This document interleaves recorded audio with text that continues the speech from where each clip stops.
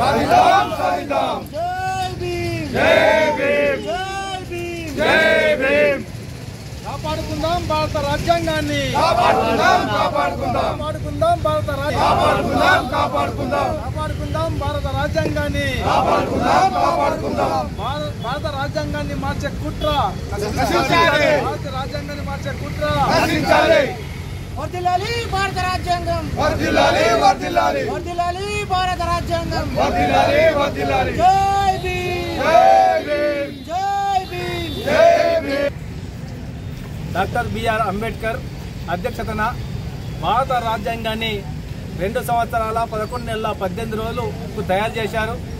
దీంట్లో అనేక రకాలైన హక్కులు ఉన్నాయి. ఆ తయారు చేసినటువంటి రాజ్యాంగాన్ని 1950 జనవరి 26 నాడు అమలు చేయడం జరిగింది. ఈ దేశాన్ని ఏ విధంగా పరిపాలించాలి, ఈ దేశంలో ఉన్నటువంటి అన్ని రకాల ప్రజలకు ఎటువంటి హక్కులు ఇవ్వాలి, అనేక హక్కుల్ని బాధ్యతల్ని ఈ భారత రాజ్యాంగంలో పొందుపరిచి ఉంచారు.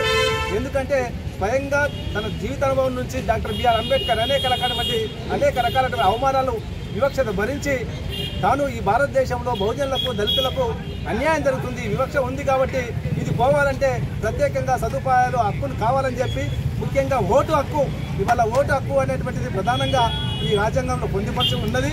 మరి దాని ద్వారా ఇవాళ ఎంపీటీసీలు కానీ సర్పంచులు కానీ ఎమ్మెల్యేలు కానీ ఎంపీలు కానీ అందరూ కూడా అవడానికి ఈ యొక్క ప్రజాస్వామిక ప్రక్రియ భారత రాజ్యాంగంలో పొందుపరుచుంది.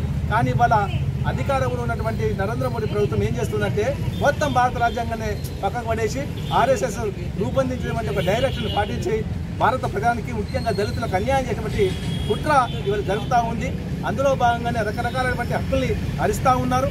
ఇలా ఉద్యోగాలు చేసే హక్కు కావచ్చు, లేకుంటే భావ ప్రకటన హక్కు, లేకుంటే ప్రజాస్వామిక హక్కులు లేకుండా మంచి మేధావులను తీసుకుపోయి జైల్లో పెడుతున్నారు.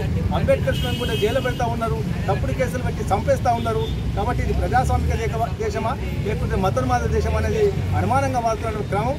కాబట్టి దేశంలో ఉన్నటువంటి దళితులు కానీ మైనార్టీలు కానీ బహుజనులు కానీ ఇవాళ చాలా జాగృతిగా వివరించిన సమయం. కాబట్టి భారత రాజ్యాంగాన్ని కాపాడుకోవాల్సిన కోసం మనం గట్టిగా ఉద్యమించాలి.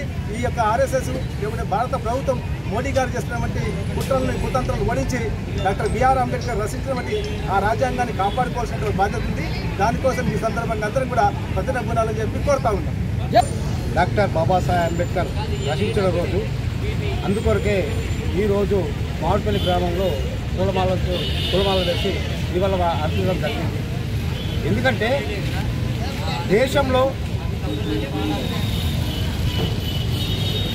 బిఆర్ అంబేద్కర్ చేసిన సేవలు మరవలేనివి. ఎందుకంటే ఆయన రాజ్యాంగం రచించిన కానీ ఇవాళ ఉన్నటువంటి పాలకులు దాన్ని తిరస్కరించి వేరే రాజ్యాంగాన్ని రాస్తామని చెప్పేసి విరమిస్తున్నారు. ఎందుకంటే మేము ఒకటే చెప్తున్నాం, బిడ్డ ఏది ఏమైనా కానీ బిఆర్ అంబేద్కర్ రాసిన రాజ్యాంగాన్ని తిరస్కరిస్తే ఖచ్చితంగా మేము ఓరి కడతాం. ఇవాళ ఎస్సీ ఎస్సీ బీసీ మైనార్టీలు అందరినీ కలిపి ఇవాళ ఒక రాజ్యాంగాన్ని రచించిన వ్యక్తి డాక్టర్ బిఆర్ అంబేద్కర్. అది మారిస్తే మాత్రం బాగుండదని చెప్పేసి మేము తెలియజేస్తున్నాం. ఎందుకంటే ఇవాళ అనేక చట్టాలను సవరణ చేస్తూ ఇవాళ కేంద్రంలో ఉన్నటువంటి నరేంద్ర మోడీ ముందుకు వస్తున్నాడు. ఎందుకంటే అన్ని చట్టాలను సవరించుకుంటా ఇవాళ బీజేపీ ఆర్ఎస్ మతోన్మాదాలు ఇవాళ మన్మాదాలు ఇవాళ దేశంలో ముందుకు వస్తున్నాయి. అందుకొరకే ఈ మతాలతోనే అనేకమైన ప్రజల్ని చంపుకుంటూ పోతున్నారు. ప్రజల్ని చంపడం కూడా కరెక్ట్ కాదు. ఈ ప్రజలు ఎప్పుడైతే చంపుతున్నావో ఖచ్చితంగా ఈ ప్రజలు నీ మీద తిరగబడతారు.